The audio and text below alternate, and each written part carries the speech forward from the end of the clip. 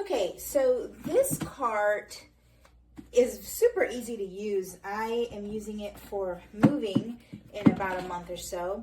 But in the meantime, it's super nice that it folds up very compact and I can store it away. The wheels, they open. You can just pull them open on both ends here. And that's just how easy they are.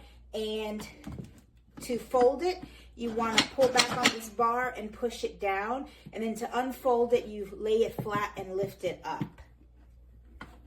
Okay, so it unfolds very easily. And as you can see, it actually turns very easily. The wheels do like a whole 360 degrees. To unfold it, this right here, when it's down, you just push it down. You push on this down and you lift it up because this right here locks right here. So you just push it down to unlock it and it unfolds.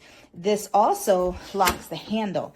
So, and I'm doing this one-handed. So if you push this down, you can put the handle down in a different position as well. You can push it down and it locks. So I do like that about this.